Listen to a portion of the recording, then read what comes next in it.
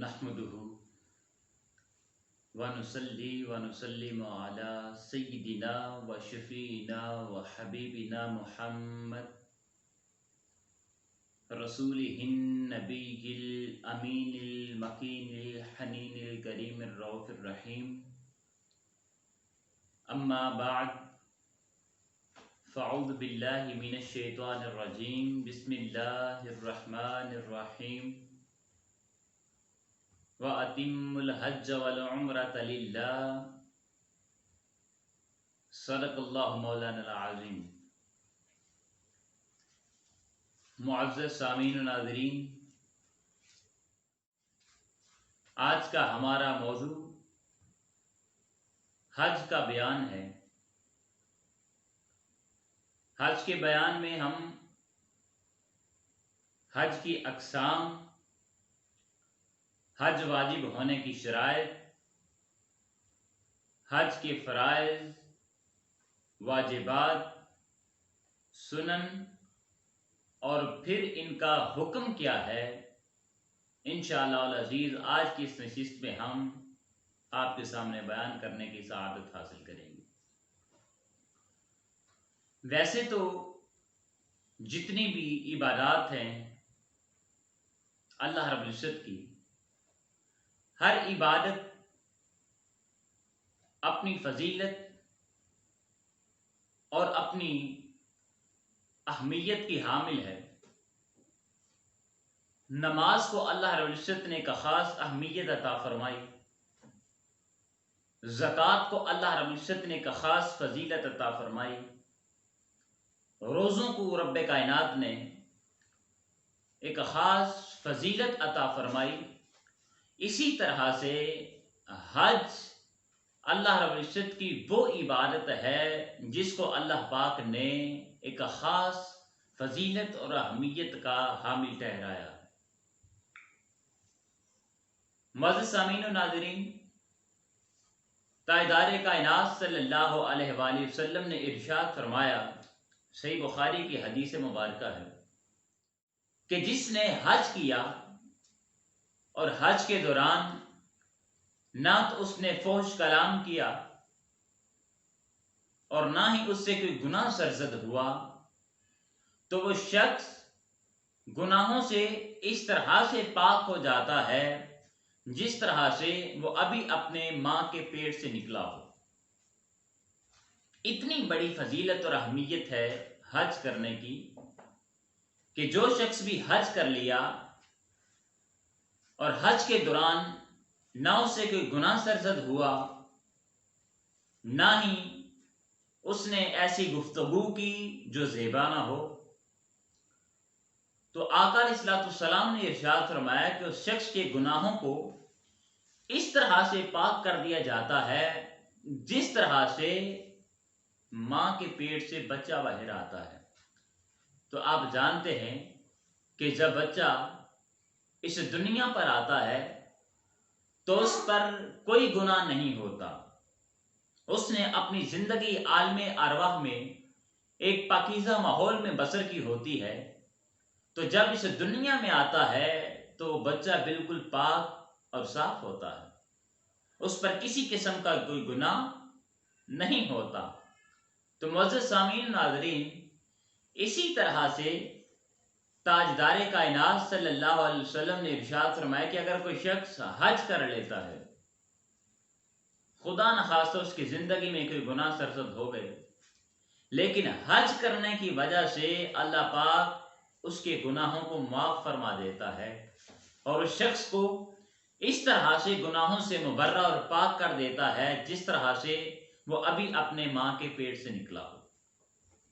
दूसरी हदीस मुबारक तिरमिज़ी शरीफ की हदीस मुबारक है, ताजदार कायनात सल्लल्लाहु अलैहि वसल्लम ने इरशाद फरमाया, मन हज्जा फलम यरफुस वलम यफसुक गुफिर लहू मा तक़द्दम मिन ज़ंबिही। जिसने हज किया, हज के दौरान ना तो किसी को तकलीफ दी, ना फोश कलाम किया और ना उससे कोई गुनाह सरजद हुआ, तो इरशाद फरमाया गुफिर लहू मा तक़द्दम मिन ज़ंबिही, تو اللہ پاک اس کے پچھلے تمام گناہوں کو معاف فرما دے گا۔ دیکھیے حاضرین محترم، اتنی زیادہ اہمیت اور فضیلت کی حامل ہے حج ادا کرنا۔ اگلی حدیث مبارکہ بھی ترمذی شریف کی حدیث مبارکہ ہے۔ حضور نبی کریم صلی اللہ علیہ وآلہ وسلم نے ارشاد فرمایا، حج اور عمرہ یہ محتاجی کو اور گناہوں کو اس طرح سے دور کر دیتے ہیں جس طرح سے اگر بٹی کے اندر لوہا ڈالا جائے اور چاندی ڈالی جائے تو جس طرح سے بھٹی وہ لوہے اور چاندی کو صاف کر دیتی ہے، اسی طرح سے جو شخص حج کر لیتا ہے یا عمرہ کر لیتا ہے تو اللہ رب العزت اس کے گناہوں کو معاف فرما دیتا ہے، دور کر دیتا ہے۔ آئیے معزز سامعین و ناظرین، آپ اقسام حج کو آپ کے سامنے بیان کرتے ہیں۔ یہ چند احادیث مبارکہ کی روشنی میں ہم نے حج کی فضیلت اور اہمیت کو آپ کے سامنے بیان کیا۔ ادائیگی کے طریقہ کے لحاظ سے حج کی بیسیکلی 3 اقسام ہیں، جس کو حضور شیخ الاسلام ڈاکٹر محمد طاہر القادری مدد العالی انہوں نے اپنی کتاب فلسفہ حج میں بھی بیان فرمایا ہے۔ پہلی قسم ہے حج افراد، دوسری قسم ہے حج قران اور تیسری قسم ہے حج تمتع۔ حج افراد سے کیا مراد ہے؟ حج افراد اس طریقہ حج کو کہتے ہیں کہ جس میں انسان جب احرام باندھتا ہے تو احرام فقط حج کا باندھا جاتا ہے۔ اس حج میں انسان ساتھ عمرہ شامل نہیں کرتا، تو فقط حج کے لیے احرام باندھنا اور فقط حج کرنا، اس حج کے ساتھ عمرہ کو شامل نہ کرنا، اس کو حج افراد کہتے ہیں۔ دوسری قسم ہے حج قران۔ قران کہتے ہیں ملانے کو، جوڑنے کو۔ یہ اس طریقہ کو کہتے ہیں جس میں عازم حج جب احرام باندھ رہا ہوتا ہے تو عمرہ کا بھی ارادہ کرتا ہے اور حج کا بھی ارادہ کرتا ہے، یعنی دونوں کا ایک ساتھ احرام باندھ کر دونوں کے ارکان کو ادا کیا جاتا ہے، جس کو حج قران کہتے ہیں۔ عازم حج پہلے مکہ المکرمہ پہنچ کر عمرہ ادا کرتا ہے، پھر اسی احرام کے ساتھ، یہ نہیں ہے کہ عمرہ کر کے وہ اپنا احرام کھول دے گا، نہیں، بلکہ اسی احرام کے ساتھ وہ دوبارہ یعنی اگلا حج کرتا ہے۔ تو جب سے اس نے احرام باندھا اس وقت سے لے کر آخری دن تک یعنی اختتام حج تک جملہ پابندیاں احرام کی عازم حج پر برقرار رہیں گی، باقی رہیں گی، اور ان پابندیاں اور ان شرائط پر عمل کرنا عازم حج کے لیے ضروری ہے۔ اس کو حج قران کہتے ہیں۔ تیسری قسم ہے حج تمتع۔ حج تمتع وہ طریقہ حج ہے جس میں حج اور عمرہ کو ساتھ ساتھ ادا کیا جاتا ہے۔ اس میں عازم حج پہلے مکہ المکرمہ پہنچ کر عمرہ ادا کرتا ہے اور عمرہ ادا کرنے کے بعد اپنا احرام کھول دیتا ہے۔ احرام کھولنے کے بعد دوبارہ جب 8 ذی الحج کو، یوم الترویہ کو، یوم النقلہ کو، جب دوبارہ سے حج کا دن سٹارٹ ہوتا ہے، شروع ہوتا ہے، تو اس وقت دوبارہ عازم حج اپنا احرام باندھتا ہے۔ تو اب حج تمتع کے اندر پہلے عازم حج عمرہ ادا کرتا ہے، عمرہ ادا کرنے کے بعد وہ اپنا احرام کھول دیتا ہے اور 8 ذی الحج کو دوبارہ سے وہ اپنا احرام باندھتا ہے حج کے لیے۔ تو اس طریقہ کو حج تمتع کہتے ہیں۔ معزز سامعین و ناظرین، ان تینوں طریقوں میں اگر دیکھا جائے تو آسان طریقہ جو ہے وہ حج تمتع ہے، اور فضیلت کے اعتبار سے اور اہمیت کے اعتبار سے حج قران وہ افضل ترین حج ہے۔ ہاں، ایک مسئلہ سماعت کر لیں، حج قران کے اندر جس میں عمرہ اور حج ان دونوں کا ایک ساتھ احرام باندھا جاتا ہے اور دونوں کے ارکان کو ادا کیے جاتے ہیں، اب اس دوران چونکہ ایک ہی احرام کے ساتھ عمرہ بھی کیا جاتا ہے اور حج بھی کیا جاتا ہے، تو اس دوران ممکن ہے کہ احرام وہ میلا ہو جائے یا ناپاک ہو جائے، تو اس صورت میں اس احرام کو تبدیل تو کیا جا سکتا ہے، لیکن احرام کی جملہ شرائط عازم حج پر باقی اور برقرار رہیں گی، ان کا لحاظ رکھنا عازم حج کے لیے ضروری ہے۔ اگلی چیز جو ہے وہ ہے حج واجب ہونے کی شرائط۔ حج واجب ہونے کی بیسیکلی 8 شرائط ہیں۔ اگر ان شرائط میں سے ایک شرط بھی نہ پائی جائے تو حج کی ادائیگی لازم نہیں آتی۔ اس میں پہلی شرط ہے مسلمان ہونا۔ کافر پر حج لازم نہیں آتا، فرض نہیں ہے۔ مسلمان ہونا پہلی شرط ہے حج کی ادائیگی کے لحاظ سے۔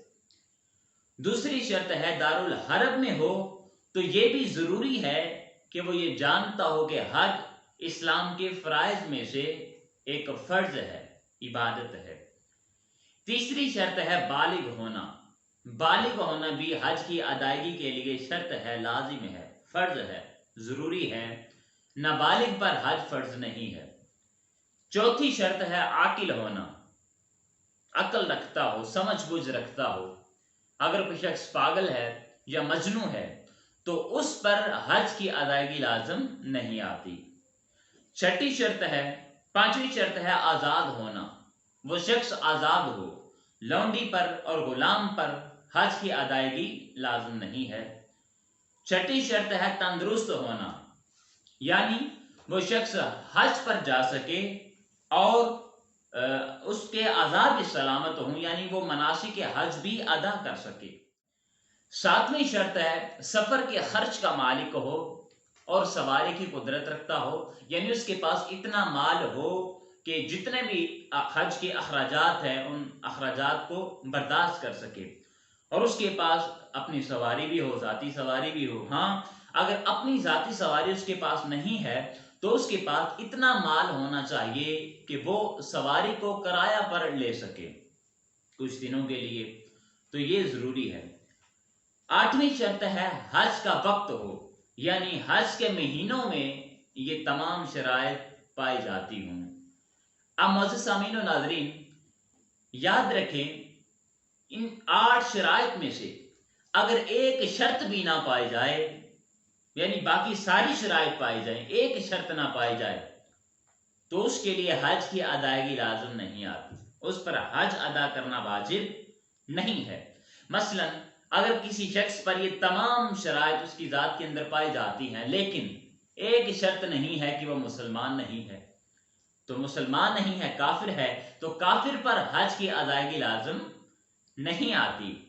اسی طرح باقی ساری شرائط اس میں پائی جائیں لیکن وہ نابالغ ہے، ابھی بچہ ہے، بالغ نہیں ہے، تو اس پر بھی حج کی ادائیگی واجب نہیں ہے۔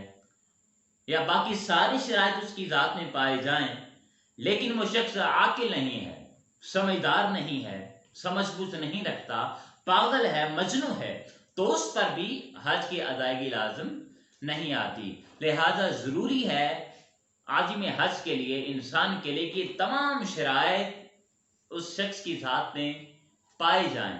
اگر ایک شرط بھی نہ پائی جائے تو اس کے لیے حج کی ادائیگی لازم نہیں آتی۔ یہ تمام شرائط حج کے واجب ہونے کی شرائط ہیں۔ اگلا بیان حج کے فرائض۔ حج کے کون کون سے فرائض ہیں؟ اس میں پہلا فرض ہے احرام باندھنا۔ احرام باندھنا حج کے لیے شرط ہے، احرام کے بغیر حج صحیح نہیں ہے، حج کی ادائیگی مکمل نہیں ہے، لہذا فرض ہے کہ عازم حج پہلے احرام باندھے۔ دوسرا فرض جو ہے وہ ہے وقوف عرفہ۔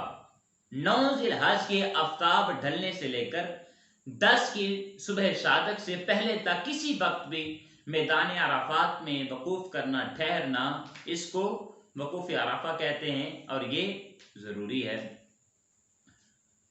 اگلا فرض ہے طواف زیارت۔ طواف زیارت ویسے تو ہر طواف کے 7 چکر ہوتے ہیں لیکن طواف زیارت کا اکثر حصہ مکمل کرنا یہ ضروری ہے، یعنی کم از کم اگر اس نے 4 چکر لگا لیے تو اس کا طواف زیارت وہ مکمل ہو جائے گا، اس کا یہ رکن بھی مکمل ہو جائے گا۔ اگلا فرض ہے ترتیب۔ ترتیب کا ہونا نہایت ضروری ہے، یعنی پہلے احرام باندھے، اس کے بعد عرفہ کے میدان میں ٹھہرے اور اس کے بعد پھر طواف زیارت کرے۔ اگلا فرض ہے نیت کرنا حج کے لیے، اس کی نیت کرنا بھی حج کے فرائض میں سے فرض ہے۔ ہر فرض کا اپنے وقت پر ادا کرنا یہ بھی ضروری ہے۔ اور چھٹا فرض ہے مکان، یعنی جو بھی انسان مناسک ادا کر رہا ہے ان مناسک کا اس جگہ پر ادا کرنا یہ فرض ہے۔ مثلا وقوف عرفہ میدان عرفات میں ہوگا سوائے بطن عرفہ کے، اور اگر کوئی شخص یہ چاہے کہ وہ وقوف عرفہ مینا میں کر لے یا مزدلفہ میں کر لے یا مکہ میں کر لے تو ایسا نہیں ہوگا، بلکہ اس کے لیے ضروری ہے اور فرض ہے کہ وقوف عرفہ میدان عرفات میں ہو۔ اور اسی طرح طواف کا مکان جو ہے وہ مسجد الحرام شریف ہے، وہاں پر طواف ہوگا۔ لہذا ان فرائض کا حکم کیا ہے اس کا جاننا بھی ہمارے لیے ضروری ہے کہ ان فرائض میں سے اگر ایک فرض بھی ترک کر دیا جائے یا ترک ہو جائے، کوئی چھوٹ جائے تو شخص کا حج وہ نامکمل ہے، صحیح نہیں ہوگا۔ اگر ایک فرض بھی باقی رہ گیا، چھوٹ گیا تو اس کا حج وہ نامکمل ہے، صحیح نہیں ہوگا۔ آئیے معزز سامعین و ناظرین، اب آپ کے سامنے حج کے واجبات ذکر کرتے ہیں۔ حج کے واجبات میں پہلا واجب ہے میقات سے احرام باندھنا۔ میقات وہ جگہ ہے جہاں سے عازم حج اپنا احرام باندھ کر حرم کی حدود میں داخل ہوتا ہے حج کے لیے یا عمرہ کے لیے، تو میقات کی جگہ سے احرام باندھنا یہ واجب ہے۔ ہاں، اگر کوئی شخص میقات سے پہلے ہی احرام باندھ لیتا ہے تو تب بھی اس کے لیے جائز ہے۔ صفا اور مروہ کے درمیان دوڑنا سعی کہلاتا ہے، تو سعی کو صفا سے شروع کرنا یہ بھی واجبات حج میں سے ایک واجب ہے۔ اگر عذر نہ ہو تو پیدل سعی کرنا یہ بھی واجبات حج میں سے واجب ہے۔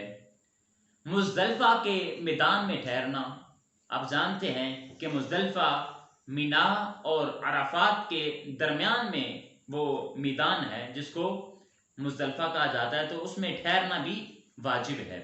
مغرب اور عشاء کی نماز عشاء کے وقت میں مزدلفہ پہنچ کر پڑھنا یہ بھی واجبات حج میں سے ایک واجب ہے۔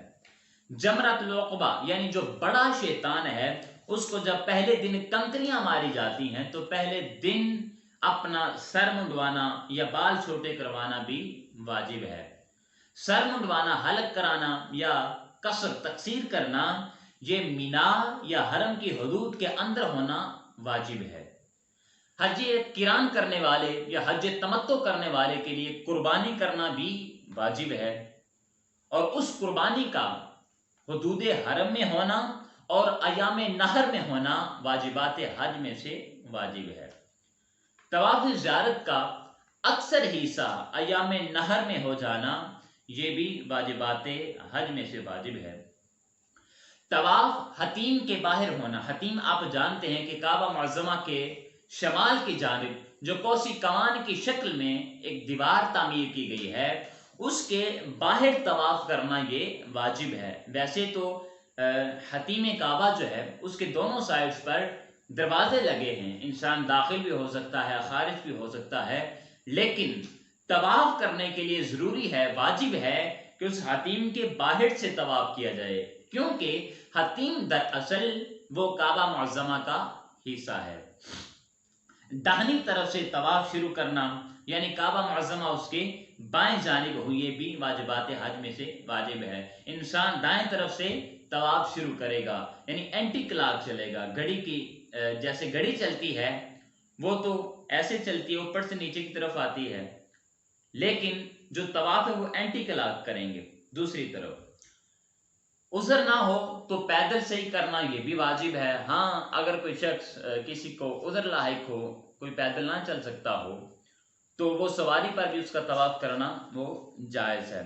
طواف کرنے میں باوضو ہونا یا باغسل ہونا یہ واجب ہے۔ اگر کوئی شخص باوضو نہیں، باغسل نہیں، جنابت کی حالت میں ہے تو اس کے لیے اس طواف کو دہرانا یہ ضروری ہے۔ طواف کرتے وقت اپنا سطر چھپانا، جو بھی جسم کا حصہ جس کو چھپانا ضروری ہے، شریعت نے ضروری قرار دیا ہے، اس کا طواف کے وقت چھپانا یہ واجب ہے۔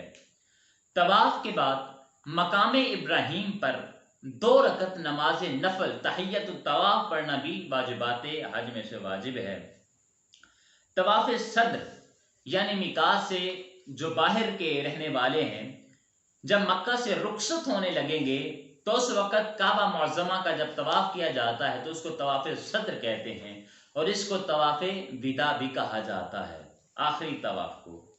وقوف عرفہ کے بعد سر منڈوانے تک بیوی سے قربت نہ کرنا یہ بھی واجب ہے، اور احرام کے ممنوعات مثلا سلا ہوا کپڑا نہیں پہن سکتے، اور اپنے منہ کو اور اپنے سر کو نہیں چھپا سکتے، یہ بھی واجبات حج میں سے واجب ہے۔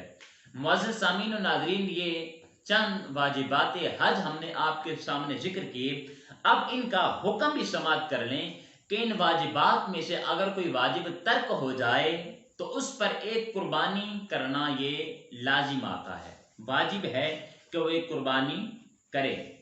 ہاں، بعض واجبات ایسے بھی ہیں کہ اگر وہ ترک ہو جائیں، چھوٹ جائیں، تو ان کے لیے قربانی کرنا لازم نہیں آتا۔ مثلا اگر کوئی شخص طواف کرنے کے بعد 2 رکعت نماز مقام ابراہیم پر تحیت الطواف جو پڑھتا ہے، اس کو اگر ترک کر دیا جائے یا ترک ہو جائیں، چھوٹ جائیں، تو اس پر پھر قربانی کرنا لازم اور واجب نہیں آتا۔ باقی اگر جو واجبات ہیں ان کو اگر ترک کر دیا جائے یا ترک ہو جائیں تو ان کے لیے ایک دم یعنی ایک قربانی کرنا لازم ہے۔ ہمارا آخری حصہ آج کی اس گفتگو کا وہ ہے حج کی سنتیں۔ حج کی سنتوں میں پہلی سنت ہے طواف قدوم۔ جو بھی عازم حج میقات سے باہر سے آنے والے ہوتے ہیں وہ مکہ معظمہ پہنچ کر جو سب سے پہلا طواف کرتے ہیں اس کو طواف قدوم کہتے ہیں۔ طواف قدوم مفرد کے لیے اور قارن کے لیے سنت ہے اور متمتع کے لیے نہیں۔ طواف کا حجر اسود سے شروع کرنا یہ بھی سنت ہے۔ طواف قدوم اور طواف زیارت میں رمل کرنا یعنی اپنے شانوں کو، اپنے کندھوں کو ہلا کر جیسے کبھی اور بہادر لوگ چلتے ہیں اس طرح سے چلنا یعنی رمل کرنا یہ بھی سنت ہے۔ صفا اور مروہ کے درمیان جو 2 سبز رنگ کی نشانیاں اور لائٹیں لگائی گئی ہیں، میلین اخضرین، ان کے درمیان دوڑنا بھی سنت ہے۔ امام کا مکہ معظمہ میں 7 ذی الحج کو خطبہ پڑھنا یہ بھی سنت ہے۔ 8 ذی الحج کو فجر کے بعد مکہ سے مینا کے لیے روانہ ہونا تاکہ وہاں پہنچ کر ظہر، عصر، مغرب، عشاء اور نماز فجر کو ادا کیا جا سکے یہ بھی سنت ہے۔ 9 ذی الحج کی رات مینا میں گزارنا بھی سنت ہے۔ سورج نکلنے کے بعد مینا سے عرفات کو چلے جانا بھی سنت ہے۔ اسی طرح 10 اور 11 کے بعد دونوں راتیں مینا میں گزارنا بھی سنت ہے۔ یہ حج کی سنتیں ہم نے آپ کے سامنے بیان کی ہے۔ اب ان سنتوں کا کیا حکم ہے؟ ان سنتوں میں سے حاضرین محترم اگر کوئی سنت ترک ہو جائے تو اس پر قربانی کرنا واجب نہیں ہے، لازم نہیں آتا۔ وہ سنتوں کو چھوڑ دے یا سنتیں چھوٹ جائیں تو اس پر قربانی کرنا لازم نہیں آتا۔ ہاں، اگر کسی کی سنتیں ترک ہو جائیں یا اگر کوئی ترک کر دے تو اس کے ثواب میں کمی ضرور آئے گی، لیکن اس پر قربانی کرنا لازم نہیں آئے گا۔ معزز سامعین و ناظرین، آج کی اس نشست میں ہم نے آپ کے سامنے حج کی اقسام، حج واجب ہونے کی شرائط، حج کے فرائض، واجبات، سنن اور ان کا حکم کیا ہے اس کو آپ کے سامنے بیان کیا ہے۔ اللہ رب العزت کی بارگاہ میں دعا کرتے ہیں باری تعالی ہمیں صحیح معنوں میں تعلیمات دین پر عمل کرنے کی توفیق عطا فرمائے اور ہمیں صحیح معنوں میں حج بیت اللہ، ان کی اصطلاحات، ان کے مقامات اور اس کی تعلیمات کو سمجھنے کی توفیق عطا فرمائے۔ وما علینا الا البلاغ المبین۔